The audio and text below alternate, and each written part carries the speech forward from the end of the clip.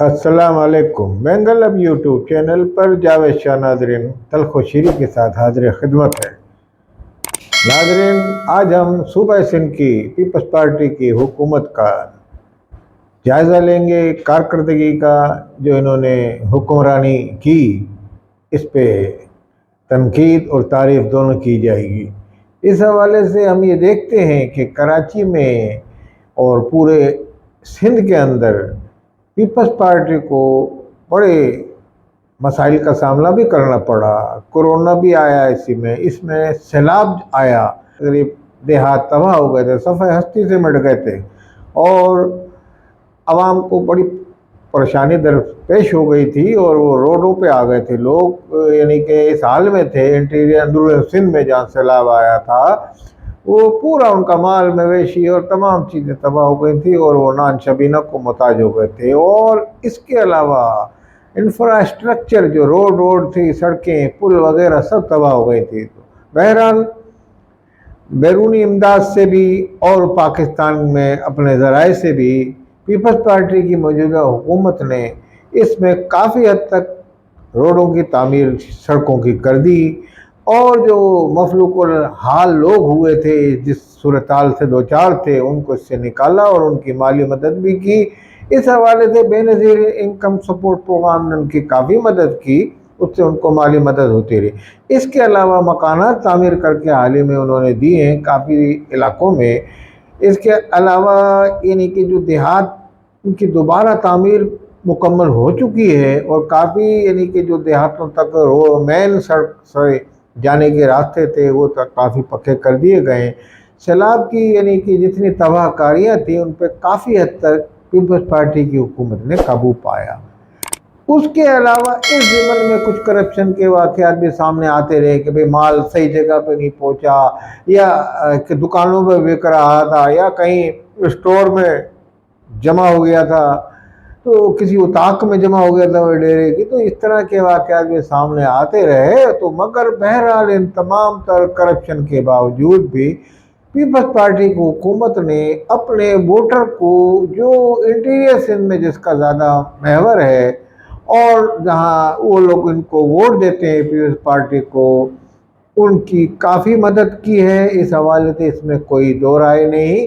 जबकि करप्शन भी अपनी जगह पे मामूल के मुताबिक चलती रही, उस पे पीपल्स पार्टी को काबू पाने की बेहद ज़रूरत है। और इस करप्शन के जो इल्ज़ामात लगते हैं, इसको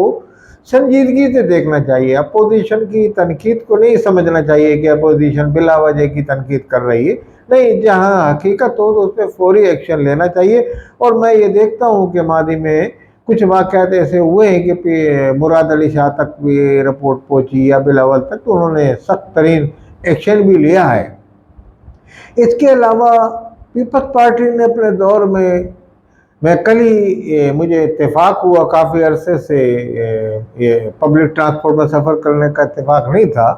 तो कल मुझे इत्तेफाक हुआ गुज़िश्ता रोज़। तो ये एयर कंडीशन बसें जो चलाई हैं शहर के अंदर मुख्तलिफ रूट पे, कराची शहर में बिलखसूस, इंटीरियर सिंध में भी चलाई हैं, हैदराबाद में भी चलाई हैं, इसका जो एक जाल बिछाया है। तो मैं ये समझता हूँ कल मैं जब उसमें सवार हुआ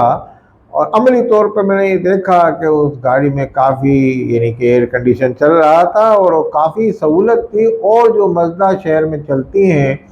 इनसे किराया भी कम था, यानी कि 50 रुपये इसका किराया था गालबन, और मज़दा जो है वो 80 रुपये ले रही थी। तो मैं ये समझता हूँ कि जो अच्छे काम हुए उसकी तारीफ़ भी करनी चाहिए। इस तारीफ़ को तासुब की लपेट में नहीं लेना चाहिए, मुखालफत की लपेट में नहीं आना चाहिए। ये जो बात हो, हक़ाइक़ हो, उसको कहना चाहिए। कराची के हर रूट पे ये गाड़ियाँ चल रही हैं, अभी तादाद इनकी बढ़ाई जाएगी। मगर बहरहाल जो काम हुआ इंटीरियर सिंध में भी हुआ, हैदराबाद में भी चल रही है, लाड़काना तक में भी चल रही है, तो मैं समझता हूँ इसकी तारीफ़ करनी चाहिए। और मुझे तो इसका अमली तजर्बा भी कल हुआ, तो मैं इस पे पीपल्स पार्टी को मैं तारीफ़ करता हूँ इस हवाले से जो उन्होंने बसेस ट्रांसपोर्ट का अहम मसला है। और अब कल ही पता चला है कि कल ही इन्होंने कहा है कि वो जो मास ट्रांजिट जो प्रोग्राम है उसको भी पीपल्स पार्टी अपने हाथ में लेके और सर्कुलर रेलवे को जो नेटवर्क है उसको चलाएगी। और उन्होंने इस पे हामी भी भरी है, जबकि वो سی پیک کے حوالے سے بھی اس پہ کام ہو رہا ہے، تو اس پہ انہوں نے کہا بھرپور ہم اپنا بھی کردار ادا کرے گی پیپلز پارٹی کی گورنمنٹ، تو یہ بھی ایک خوش آئند بات ہے۔ مگر بہرحال پیپلز پارٹی پہ جو الزام لگتا ہے وہ ہے کرپشن کا اور سفارش کا، اور اس میں ایسی باتیں آتی ہیں سامنے کہ وہی نہ تجربے کار تھا اس کو لگا دیا، یا گریڈ چھوٹے گریڈ میں تھا بڑے گریڈ میں رشوت دے کے پہنچ گیا، تو اس طرح کی باتیں جو ہیں ان کو منظر عام پہ اگر آئیں تو حکومت سے ان کو نوٹس لینا چاہیے۔ ہم پہلے بھی کہہ چکے ہیں، یعنی کہ تواتر کے ساتھ مخالفین اور اپوزیشن یہ الزام لگاتی ہے، جبکہ اپوزیشن کے میں رہنماؤں کا اور یعنی کہ جو کردار سندھ میں رہا وہ زیادہ فعال نہیں رہا۔ اپوزیشن اپنی اپوزیشن پوری طرح کر نہیں سکی، اور آواز ایوان میں ان کی بلند ہوتی تھی مگر ان کی آواز کوئی زیادہ کارگر ثابت نہیں ہوئی۔ کسی حد تک MQ پاکستان نے اپنے حوالے سے کچھ کام مرکز میں کروائے، جس حوالے سے انہوں نے کے الیکٹرک کی جو اجارہ داری تھی اس کو کم کیا، اس میں دوسری کمپنیوں کے شیئر بھی لے لیے گئے ہیں، تو اس حوالے سے MQ کا یہ کام اور نامہ انہوں نے مصطفیٰ کمال نے پریس کانفرنس کر کے بتایا تھا۔ تو اس حوالے سے انہوں نے یہ بھی کہا کہ سندھ اسمبلی میں کوئی زیادہ یعنی کہ روکنے ٹوکنے والا پیپلز پارٹی کو نہیں تھا، یا پورے سندھ میں جو وہ لازمی اپوزیشن کے رہنما ہے تو وہ تو تنقید کریں گے، تو انہوں نے یہ کہا کہ جو وہ کارگزاری ہے ان کی نااہل ہے، اور انہوں نے یعنی کہ ایک طریقے کی جاگیر بنائی ہوئی ہے، جاگیردارانہ مزاج ہے پیپلز پارٹی کا، اور انہوں نے اپنی جاگیر سمجھ لیا، تو اس پہ انہوں نے ہدف تنقید بنایا، مگر اس پہ ساتھ ساتھ انہوں نے یہ بھی کہا کہ اپوزیشن ان کو روکنے میں ناکام رہی۔ تو اس طرح کی باتیں تو اپوزیشن بھی کرتی ہے، مگر میں سمجھتا ہوں اپوزیشن کو تعمیری تنقید کرنی چاہیے، اور پیپلز پارٹی کو اپنی غلطیوں پہ ماضی سے سبق سیکھنا چاہیے۔